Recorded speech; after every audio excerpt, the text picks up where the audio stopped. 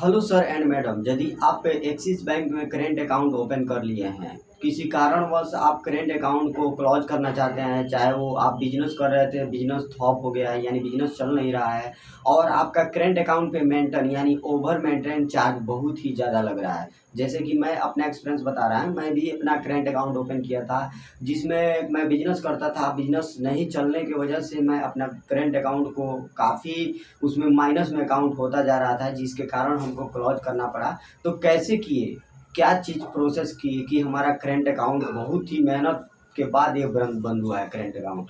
तो चलिए मैं आज का वीडियो में यह समझा देता हूँ और बता देता हूँ कि करेंट अकाउंट को आप आसानी से कैसे क्लोज कर सकते हैं।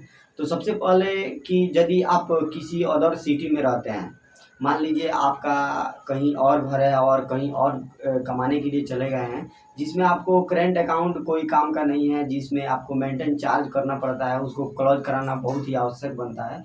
तो सर जी, मैं सबसे पहले अगर अदर स्टेट में रहते हैं तो किसी भी नियरेस्ट ब्रांच में जाइए और नियरेस्ट ब्रांच में जाकर मैनेजर से बात कीजिए कि सर मैं अपने अकाउंट को मेंटेन नहीं कर पा रहा हूँ। मेरा करेंट अकाउंट है जो बिजनेस पर्पज़ के लिए था, मैं उस अकाउंट को चला नहीं पाया हूँ, मतलब मेंटेन नहीं कर सकता हूँ, तो इसको कृपया बंद कर दिया जाए। तो अगर मात्र आपको बात को स्पष्ट ध्यान रखना होगा, यदि आपका अकाउंट माइनस में होगा तो आपका अदर स्टेट कभी माइनस यानी लीन नहीं हटा सकता है। जैसे कि मान लीजिए कहीं आप बिहार से बिलोंग करते हैं और कहीं पंजाब में जाके रह रहे हैं, तो उसमें आपको माइनस में आपका अकाउंट चला गया है। जब तक आपका माइनस में अकाउंट होगा, जब तक आपका अकाउंट बंद नहीं किया जाएगा।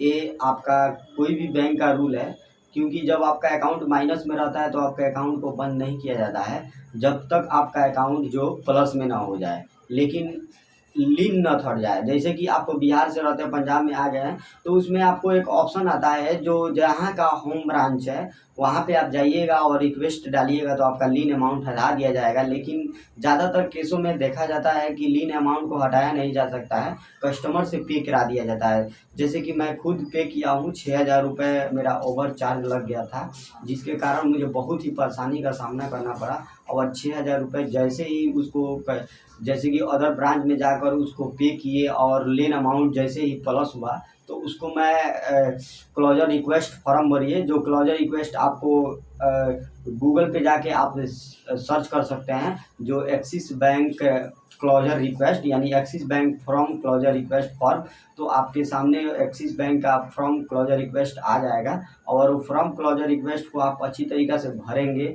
और उसमें जैसे आप अकाउंट ओपन करते समय, आप अकाउंट ओपन करते समय साइन किए थे, सेम साइन करना है। और अपने डेबिट कार्ड को यानी डेबिट कार्ड जो भी आप यूज कर रहे हैं वो डेबिट कार्ड को सिलेंडर करना पड़ेगा। चेक बुक को भी सिलेंडर करना पड़ता है किसी किसी केस में। यदि आपके सामने मतलब आपके पास चेक बुक ना हो तो आप ऐसे डेबिट कार्ड को सिलेंडर कर सकते हैं। और उसमें क्लोजर का चार्ज भी लगता है। जैसे कि आप अकाउंट ओपन किए तो अगर 14 दिन के अंदर अंदर आप बंद कराते हैं तो आपको कोई चार्ज नहीं लिया जाएगा। लेकिन बैंक का रूल है, यदि 14 दिन का ओवर आप अकाउंट चला रहे हैं तो आपको 500 रुपये प्लस जीएसटी का चार्ज देना पड़ेगा, जो मैं खुद दिया हूँ। यानी कहने का साफ सुथरा मतलब है कि आपको यदि करेंट अकाउंट का कोई काम नहीं है तो आप इस स्टेप को फॉलो करके अच्छी तरीक़े से बंद करा सकते हैं।